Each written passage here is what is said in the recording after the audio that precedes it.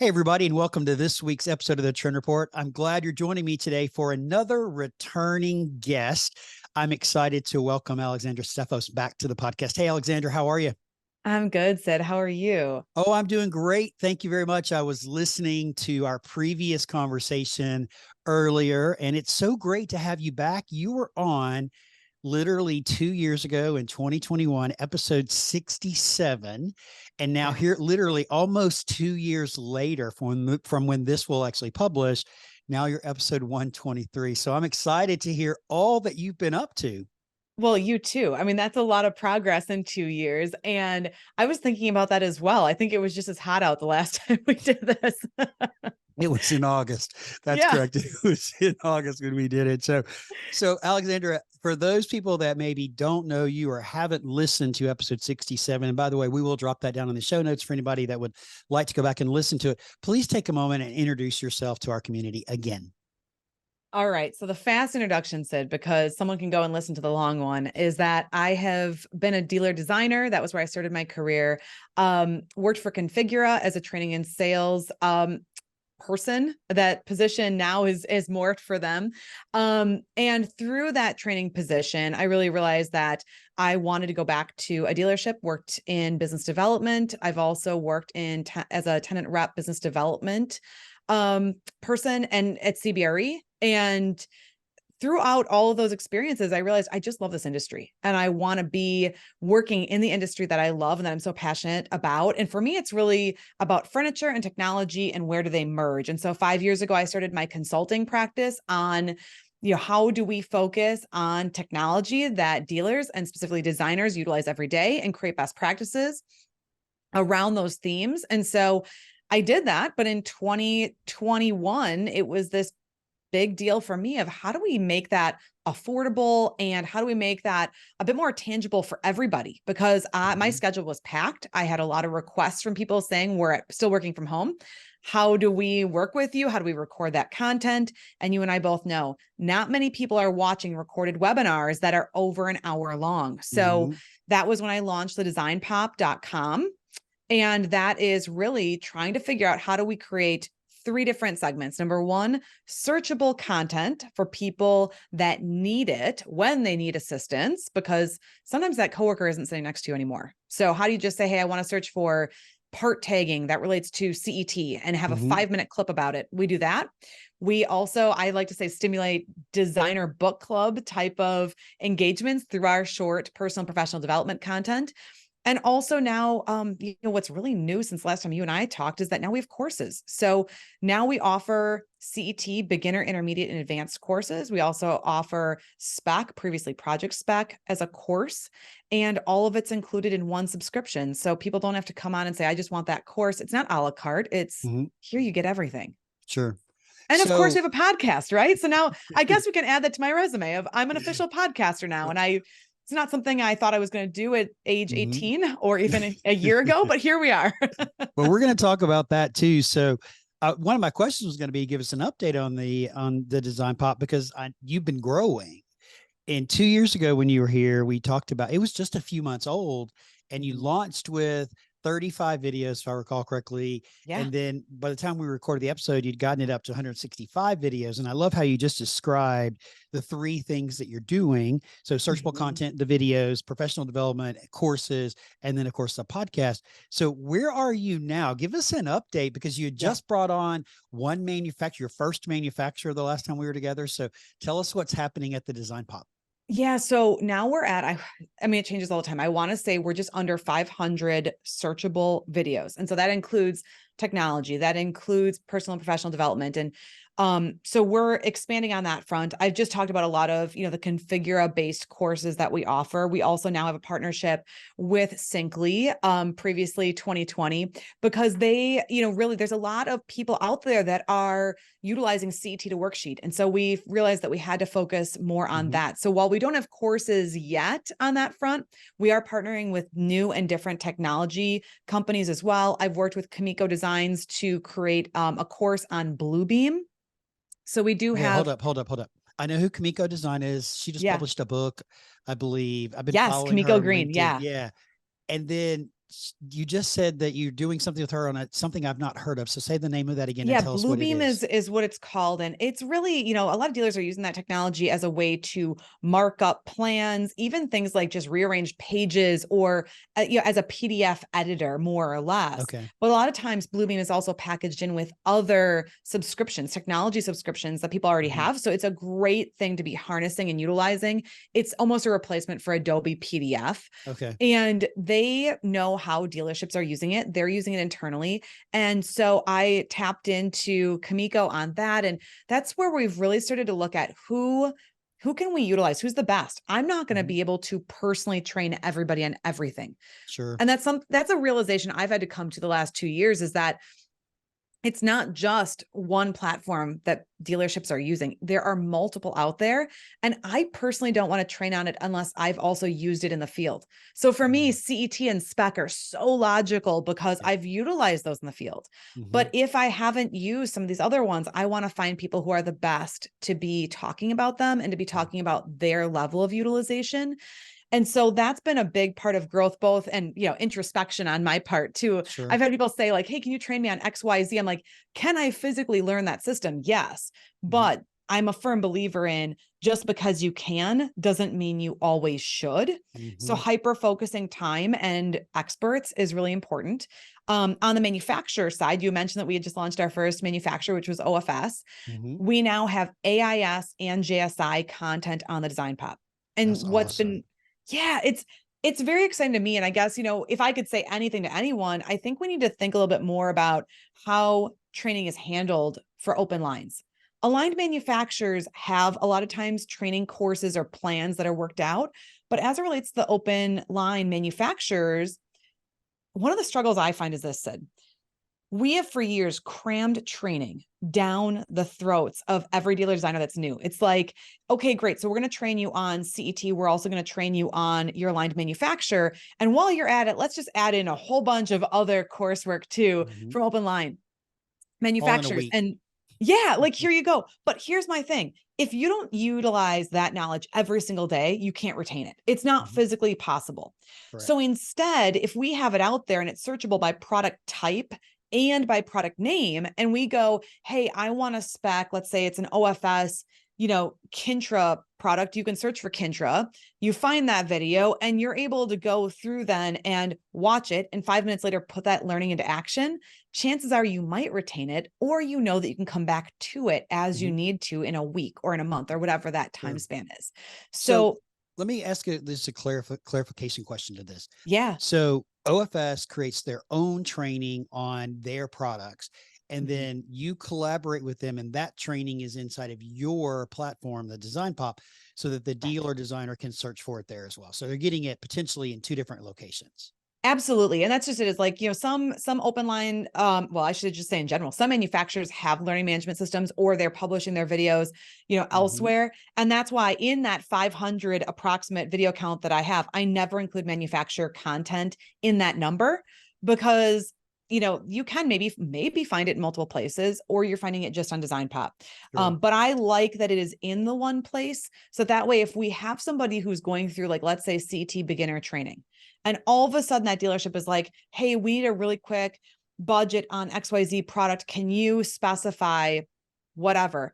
They can go from their beginner training, click on the manufacturer, go straight to it, find it. And maybe on like day 5 of the job, they can be somewhat productive versus having to wait for that training module until they finished a previous one. Yeah, no, I'm a big fan of this, and especially the searchable content. We talked about that in the last episode, and the power of finding the right content at the right time. But I love that the manufacturers are coming in and giving you their content as well, because it is important.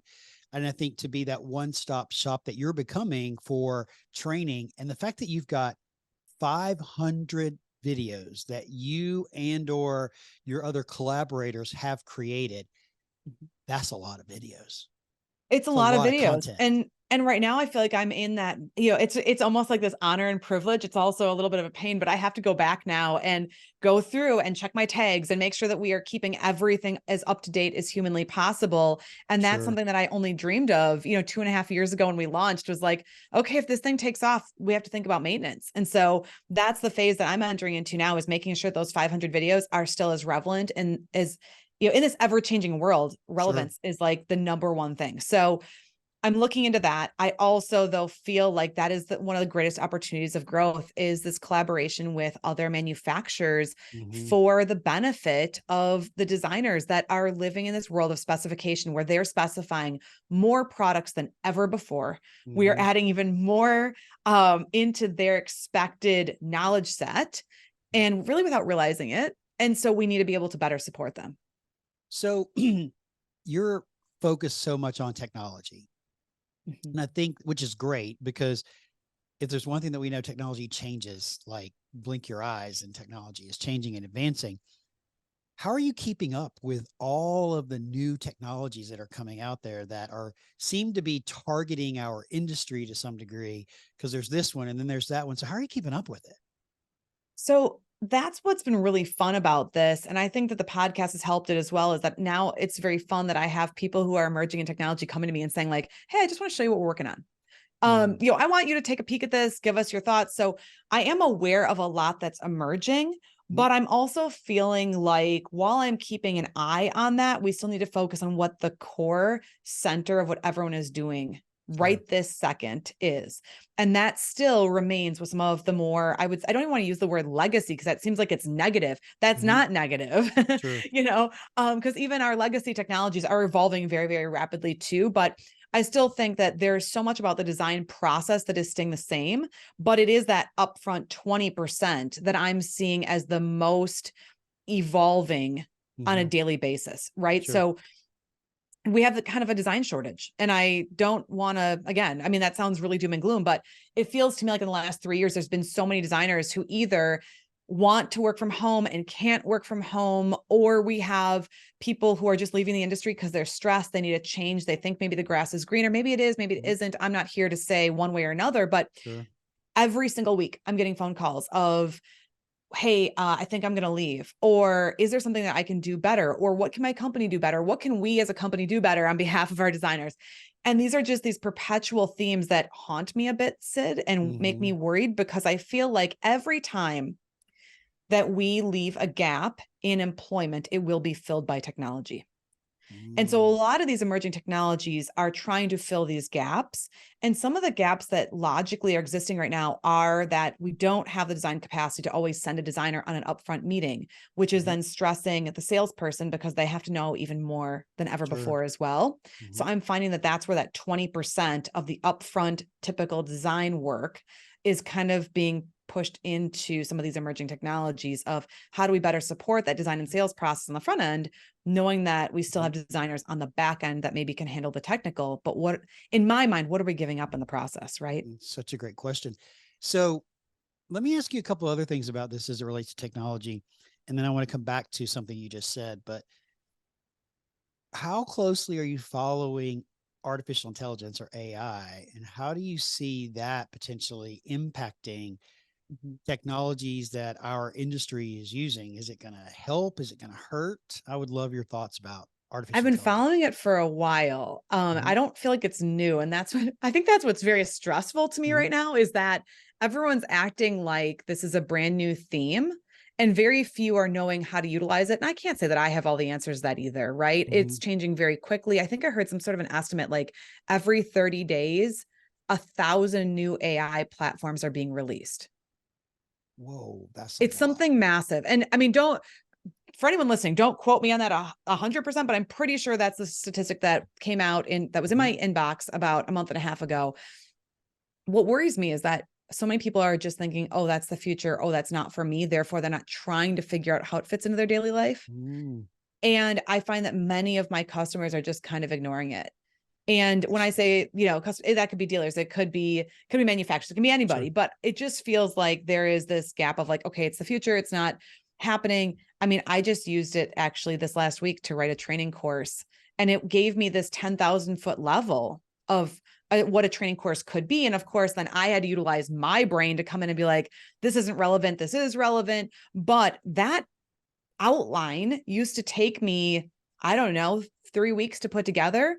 And now that I have kind of a shell that I can plug and play with and make it my own and make it feel like it's mine, that's really powerful because that now is taking an hour. A couple of weeks ago, I had two of my friends, fellow podcasters, but also really, really into artificial intelligence. We did a 2-part series about AI in business, which is why I asked you if it was Chat GPT, because I literally left that conversation amazed at what was possible with artificial intelligence and helping to not replace people, but be more efficient, more effective, and I think get things done faster and easier than maybe we had done in the past. So yeah, I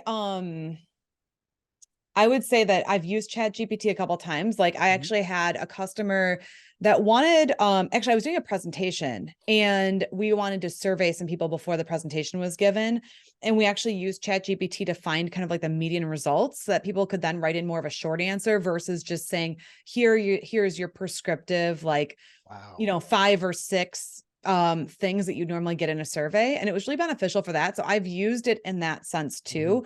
But yeah, I think what worries me more is that people aren't experimenting with it versus experimenting with it. And I do Yep. think on the visualization side, we need to keep an eye on it. And that's something I haven't commented on is I've used it. We've talked about it now as in relationship to content creation that is maybe part of a presentation or is Yep. part of, a course. But for me, it's a little bit different because I feel like as it relates to visualization, that is probably going to be the first thing that we see as an industry be really, really impactful. At least that's what the speculation is out there.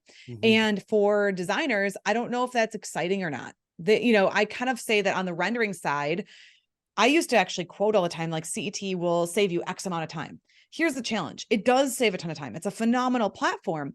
But when CET came around, whatever it was, 15 years ago, 17 years ago in the US, Sure. it also though added more onto designers onto their plate because before that it was like, hey, we're going to outsource rendering or you're going to hand render, really color things in, whatever that looks like.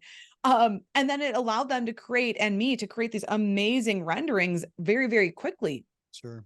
But when some of the AI stuff is going to come in, and if that takes over or assists in part of that, it will free up some of our time, I think, to focus more on the human elements, on being present in meetings and on really being involved. But then that's going to force, in my opinion, I hope this happens.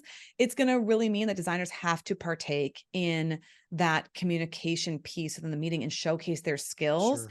And I love that idea because they have so much knowledge to be able to harness in those personal interactions. But Sid, you and I both know that isn't something that we've focused on in training holistically as a part of our industry. We've really Correct. divided and been like, hey, salespeople, you focus on communication skills, designers, you focus on technical. And I think we're going to start to see more of that convergence. So there's a lot to be said about that. And I have a couple of ideas I want to throw out. I may not get to them, but I want to go back to something because the second leg of your stool, if you will, that you talked about was professional development. And, I really discovered professional development in the way that I know it today after I left my corporate job and really got into it. And now I would consider myself a junkie, literally reading, listening to podcasts, going to conventions or not trade shows, but going to, events and things like that, and really working on me as a person to get better. And it's a journey. It's an everyday journey. And I think that's what people have to understand. Professional development does not have an end. You don't cross a finish line. You just keep growing, right? Yeah. What made you want to focus on professional development, specifically to the interior designers in the dealership world? I mean, that was an idea that I had in 2020, I talked with, I think he's a mutual friend of yours too, Rob Langyans. Yep. And I had chatted and we really started to think more about this because I'd been through some of the courses that he had done when he was at Hayworth as it related to sales. And as an ex-designer who was then like transitioning into a sales role, a lot of what he was talking about was really impactful. And so I had a level of trust with him to explore the topic.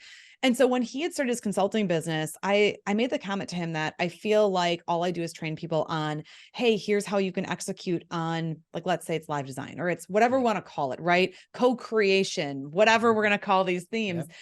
but I can't just technically train someone on those things without them having a little bit of a base of presentation skills, or knowing how to be utilizing your words, or knowing how to Sure. utilize your hands. I mean, you can't just cross your hands in front of you and give a design presentation like, oh, hey, cross your hands. I really think you're going to like this. Mhm. Sid, you and I both know it doesn't come off well. And so Correct. it was some of those things that just really got my brain spinning, as well as when I became a consultant, it was something I finally had to focus on. I had training like with Rob, at Hayworth Mhm. and in different places, thanks to Fluid Interiors and other employers that I had. But I remember reading, I had like kind of a repertoire of books that I read, and it was on my own self-discovery of, okay, how do I just figure out who I am and where I can go and what my superpowers are. And at the time I had relied on strength finders. I remember reading Big Magic by Elizabeth Gilbert, and Mhm. she had this line in her book about like, you have to quit your corporate job and be like a vagabond, to rediscover yourself. But think about how you can harness yourself and look for those clues kind Mhm. of in the universe and so not to get super ethereal, but it Sure. was some of that reading that really got me thinking about my own personal development and the fact that I was seeking it, and I felt like others aren't going to go on that journey unless they're really outside their comfort zone. Sure. And without them making a major life change, and to many people that's scary, how do we bring these ideas to them to maybe Mhm. spark an interest too? So it's so important to understand the areas you need to grow in. And I Yeah. honestly feel like they show up every day. Like Mhm. things happen in your life. You're like, man, I wish I would have made a better decision Yeah. on how I responded to or what I said. And so for me, when that happens to me, I go on a quest to Mhm. learn more, to listen to something about that topic or find a book about that topic, and then engross myself in that until I feel like I've made the necessary forward progress so that Mhm. whatever happened before doesn't repeat itself. And the thing I will say about this is I wish I had really, really discovered this 10 years before I actually did. Mhm. Because not that it was too late, because it's never too late, but now I love it so much. Like, and I realize that I'm literally, even still today, a piece of clay that's being molded to the best version of myself. And if I can be 1% better tomorrow than I am today, then I'm doing exactly what I need to do to continue my growth. So I love that you're doing it. Yeah, and I feel like I'm the worst ever because I start a million books at once. I don't know if you do this, but because I'm kind of on that quest all the time too, and I tend to have a lot of energy. Sometimes I will just flip through and read something. I'm like, that's super impactful. And then I set it down and I come back to it. So I've started doing this weird thing where I read books at the same time that I listen to them on Audible, because sometimes I pick up different things. So there might be days where I'm literally like brushing my teeth, listening to one book, and then I pick up another book that's behind me, like 30 minutes later. And I kind of pick and choose a little bit, chapter to chapter. And I mean, maybe I had somebody recently say, are you undiagnosed ADHD? And I was like, yeah, I probably am. I Probably. mean, Okay. So I'm laughing and smiling. If you're watching on YouTube, you see me kind of laughing and smiling at this because Alexandra, I do exactly the same thing. okay, good. I'm not I alone. listen and I read the book at the same time. I make notes in the margin. If the book was really, really, really good, I will actually go and either write about it or I'll go and find a summary of the book and I'll print the summary and put it with the Yeah, book I actually do itself. that too. And a lot of times it's just because I start to fester on certain themes. And after a while, I'm like, was that even like the theme of the book? Like, I don't know. Like, I remember reading recently about the importance of decision making. And, I started to really dwell on this whole theme of how do you avoid revisions? How do you avoid, since in Mhm. our industry that's so impactful, it was like, Yep. how do you avoid those things? So I started to fester on this one chapter. I've literally reread this one chapter like 4 or 5 times and I haven't even gotten beyond it. And now I love that. But I literally started to Google like free cliff notes of the book, Mhm. only because Sid, I wanted to see like, well, okay, what did other people take from this? Am Mhm. I the only one who's stuck on this one chapter? It's so good. So I have another question about that, but I want to move on just a little bit. And I want to take a moment and welcome you to the world of podcasting and congratulate you for stepping out into this adventure of podcasting. So um, I want to talk about it. And first I want to know is what made you decide to take this step? What was the thing that said, because you mentioned it earlier, like, if I Yeah. don't do it now, I'm never going to do it. What was the one thing that said, hey, I got to go do this? So it wasn't intentional. I'm just going to put that out there. This was like, again, not my Yep. intention. I did not see this necessarily in my future. Obviously, I am kind of an expressive personality in general. So I don't know why I didn't envision this for myself. But honestly, Doug Shapiro and I did a podcast about a year ago. Mhm. And it was really fun, just very conversational. And I had him and the Imagine a Place team call me and say, hey, would you consider this? And it was a few months later. And I don't know, Sid, again, like I'm going to go into this ethereal place, but I just feel like sometimes you have to say yes. And it terrified me. I think I had this whole thought of, I don't know if I'm going to be able to do this. And actually, what was even crazier is they had said to me, we want you to see if you can do a solo episode to kick this off because we think you can carry it. Just try for 15 minutes. Mhm. And what was weird is episode 1 is, I want to say it's like 35-ish minutes. I don't know off the top of my head, but I recorded like 90% of it in one take. Mhm. And at that point, I was like, okay, I guess maybe I do need Mhm. to express some of this part of if Okay, I it's want to my talk about story that. or whatever. So first off, the name of the podcast is called The Design Pop, and Yeah, it is an Imagine a Place production, correct. which is with OFS. She mentioned Doug Shapiro. For those of you that don't know Doug, he hosts a podcast called Imagine a Place. It's a great podcast. And now they built out a network of podcasts, and Alexandra's Correct. is part of that. So just for a little clarification for those of you that don't know all those people in there. But when you told me you were doing it, I was so excited. When I saw it, I was like, oh my gosh, this is going to be epic. And I listened to the first episode twice. Did you really? And I posted about it on LinkedIn. Mm-hmm. It was absolutely spot on, amazing. I Thank you. loved everything about it. I love the story that you shared, the stories that you shared, because so much of what we do as a podcaster is storytelling. And Mm-hmm. you had me captured. Like, I was there, I was listening, I was like wanting to know all the, I'm not going to spill the beans on it. We'll drop a link to the podcast down in the show notes, but yeah, congratulations, because doing a solo episode is really hard. People don't understand how hard it is. It's hard. It's funny because I didn't realize. So I knew it was going to be hard, Mhm. but I did it and I had kind of, I'm not somebody who can script. I really wish, like now when I listen to other people's podcasts, I'm sure you do the same thing. I'm like, yeah, I think they probably read a script, but they did it really well, by the way. But Mhm. they read this script and they wrote it and it's still their story. And so I don't want to take away from that. Anytime that you're Yep. sharing a story and self-expressing, it's scary and it's hard. Mhm. But for me to just kind of have this outline and to ad lib was a challenge. And I didn't know it was a challenge until then I started to release interviews. And then I was like, boy, these interviews are actually kind of easy because you can ask a question, you don't know what you're going to get. And yes, you have to jive with that. But Mhm. as far as editing them and everything else, it felt like it was a simpler process than doing a Yep. solo. So, but I liked the idea of challenging myself because sometimes you don't know how hard something is or how easy it's going to be going forward unless you just throw yourself into the deep end. Mhm. And that was going to be a very sink or swim thing. And so I'm very thankful because Imagine a Place listened to it and they were like, yes, we think this is actually good. Where, Mhm.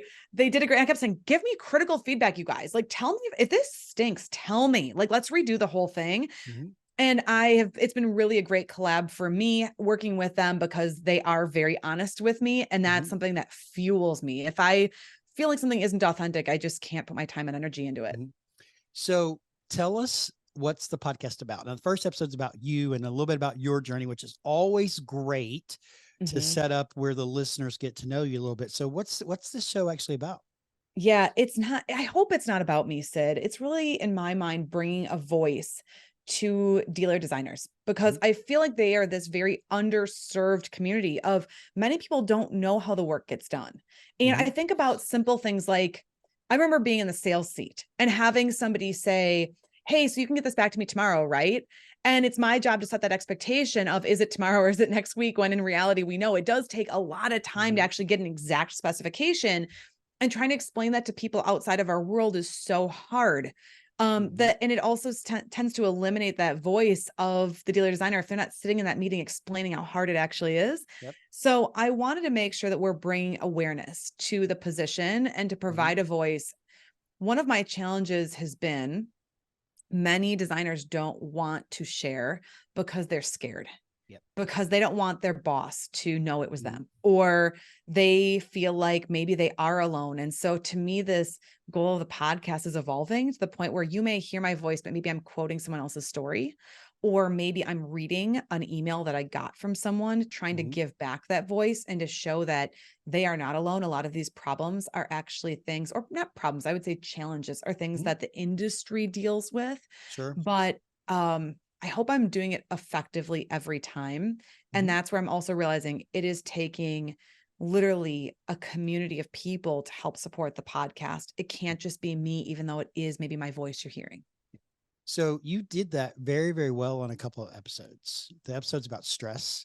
I believe you read comments Mhm. on, and you said very clearly this person asked not to be revealed, as I think it was that those episodes, because I've listened to Yeah. all of them, right?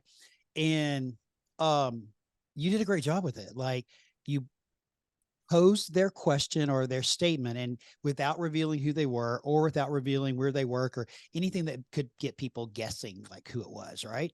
And then you Yeah. responded to it very effectively, I thought. So I think it's great to be able to keep that anonymity to that person, but yet help to move the industry forward by addressing the issue that if that person had it, you got to be guaranteed that another designer at another dealership or another manufacturer has had a very similar issue, and now you're helping collectively solve the problem. That's it, Sid. And so that's my goal, is how do we raise awareness within these organizations that maybe hopefully they can help with some of this, or at Mm-hmm. least maybe the designer now says, hey, listen to this, to their boss or to their leadership or to whomever. So that way they can bring it up and it's not their voice either. We have the Mm-hmm. awareness going. Hopefully that Yep. means improvement, I hope.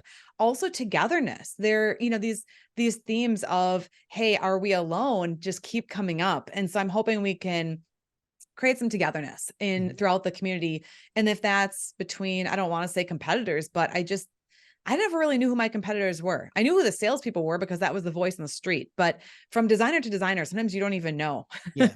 And so Well, if we can, it's tough. It's a tough landscape that way. so the listeners have heard me say this, and you probably have heard me say it before, but I believe in what I refer to as co-opetition. Let's work Mhm. together. Just because we may sell the same product as a manufacturer or similar products, or maybe we're competing with each other as a dealer, doesn't matter. There's such a thing as cooperating and working together, co-opetition, as I call it, because as you just described, if you help one person solve a problem using your podcast and someone else hears it and it solves their problem, or they share it with their boss, or maybe they share it with their friend, and Mhm. that problem's collectively being solved, Alexander, a rising tide raises all ships. So you're Yeah, helping our it does. industry get better. And so I think that's the lens that we as an industry need to be thinking about, helping our industry get better rather than, oh, well, they're my competition, I can't do that. Well, and I don't know. I mean, at some point, I just believe we can all do better together, right? I remember there's a co-working space in Minneapolis here that I worked out of for a very long time. And on the wall, it said, we all do better when we all do better. Mm-hmm. And it's actually owned by an A&D firm. And so it's this very like fun space. But I just remember that slogan on the wall. I think about it constantly because it is so impactful. And it's something that I think of every day as it relates to design, and as it relates to sales. Like when sales sets Mm-hmm. design up for success, Mm-hmm. then everyone jointly succeeds. So what you just said was, we all do better when we all do better. Yeah. That's such a powerful quote. And I have a lot more questions that I want to ask you, but I'm not going to because we're out of time, Yeah. which means you're going to have to come back for a third time and be the first guest to come back for the third Hey, time. listen, Sid, I obviously like being thrown to the wolves and being the first. So let's do this. Well, I think what you're doing is amazing. I love how you're focused on helping a segment in our industry really do better, be better, grow, and improve. But by doing that, you're helping our industry be better and do better. And I absolutely love that you're doing a podcast. As obviously a podcaster myself, I love to see our industry expand with podcasts and more people sharing their voice. So congratulations, Alexandra, to you and to sharing your voice and putting it out there. And I know it was scary, but you're going to do great things with it. So I'm Well, excited thanks, for Sid. you. And thanks for the all of this collaboration, because I feel like this is where when people understand, that again, we all do better and we all do better. Like That's this right right. here, this is prime example. 100%.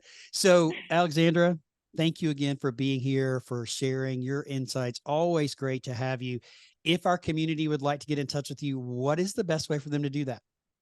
You can always go to the designpop.com, click on the contact us button. Otherwise, just go to LinkedIn. I am probably the most prevalent on LinkedIn, if I'm honest. And I know that sounds like I'm an old lady when I say that, because most people are like, hey, hit up my Instagram. Yeah, okay, I'm there too. I'm wherever you want to Sure. find me. But if you want a pretty much immediate answer, go to LinkedIn and ping me because I'd love to hear from you. Well, thank you again for joining us. And thanks everybody for being here today. And we appreciate you all listening. And thanks for being the best part of our community. Take care. And we'll see you again in a few weeks.